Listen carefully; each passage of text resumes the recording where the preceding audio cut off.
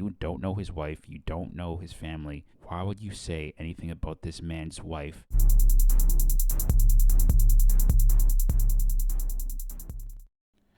What's up, everybody? What's on the menu? Back with another video, and this time we're here to talk about an interesting story I came across while browsing YouTube the other day.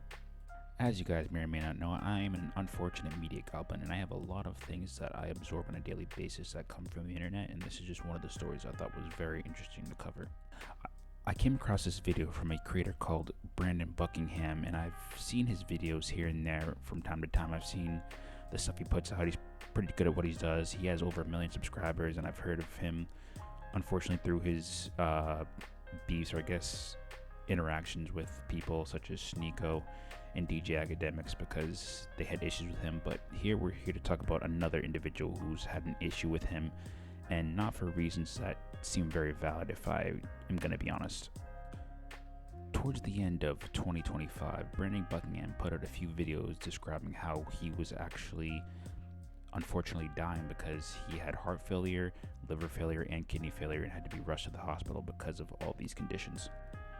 He had to be put on a bunch of medications, had to be monitored very closely, lost a lot of weight, and had to be put on lifelong medication because of his illness. As a result of all the medical bills he incurred, he actually put out one of the videos he put out was in regards to helping pay for his medical expenses while asking people to donate to his GoFundMe to pay for his 6-figure medical bills.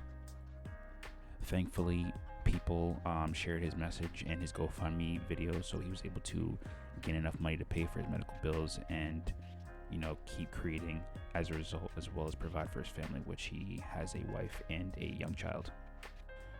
On top of that, he also has a large fear of dying quite early in life because he did have a brother that unfortunately passed away at a young age, and something like this made him reflect on how short life can be, and he wanted a second chance at being able to live life to the fullest, for his family, being a creator, and just take a second shot at life that he wanted to have, and someone in his life unfortunately did not get the opportunity to.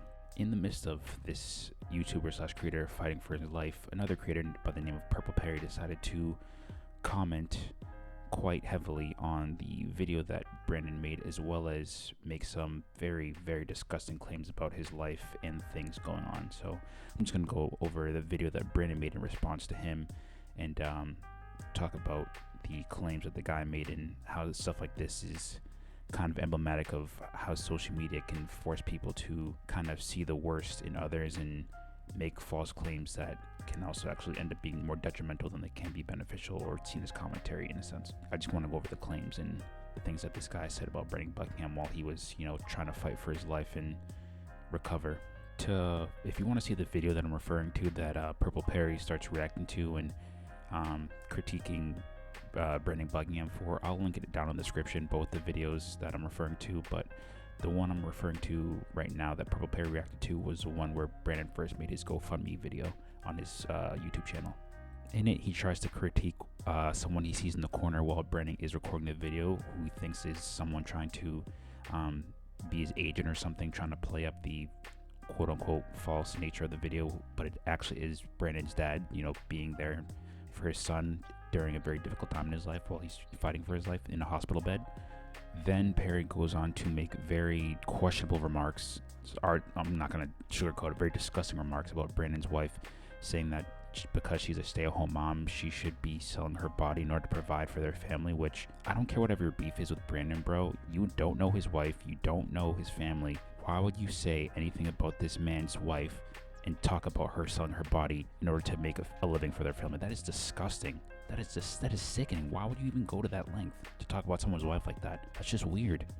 She's not even involved in whatever beef you have with Brandon. You don't talk about someone's spouse like that. It's just wrong. But anyway, we'll continue.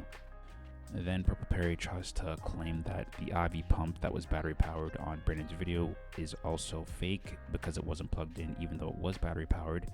But I guess he wasn't aware of that, hence why he just saw the plug and assumed it was fake. So that's just something that he was clearly unaware of.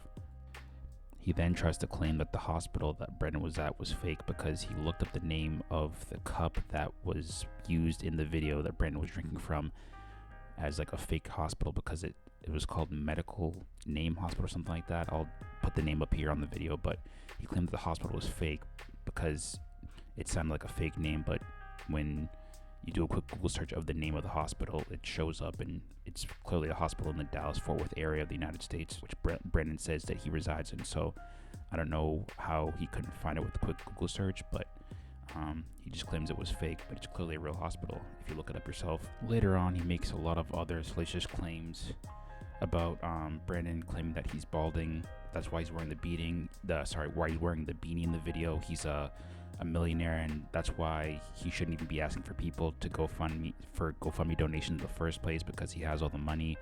And then saying that he was a drug addict, hence why his body was failing him and he's in the hospital. So it's just all these claims that aren't very substance-based and kind of just taking personal attacks that aren't legitimate at Brandon, even though he doesn't know them. And it's kind of sad if you think about it, because this guy doesn't know Brandon from a can of paint. I don't think he's ever met him in real life. I don't think he's ever talked to him. And he just thinks because he sees him online and is a relatively successful YouTube channel that he makes all this money, and he's just doing this for clicks and views.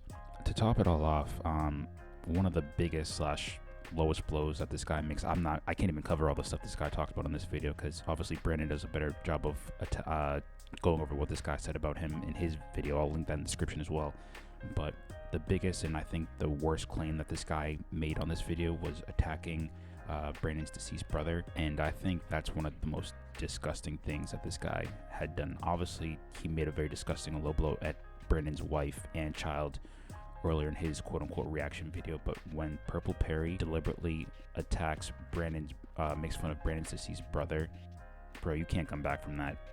You cannot come back from that. He ended up calling him a scammer as well as other things, and I don't know, man. Like, I get it. The internet economy is highly driven off the fact that people want very controversial takes, topics, opinions, very intense emotion-based reactions towards whatever you do, but there are just some things that you should not even touch with a 10-foot pole, and that is making fun of someone's deceased family member, a sibling at that. Like, I have 3 siblings of my own. I can't imagine losing one of them, and the fact that this guy feels so comfortable making fun of this guy's deceased brother, someone he was probably very close to and had a tight relationship with, he just felt so comfortable making whatever claims he made about him. It's just, bro, get a life.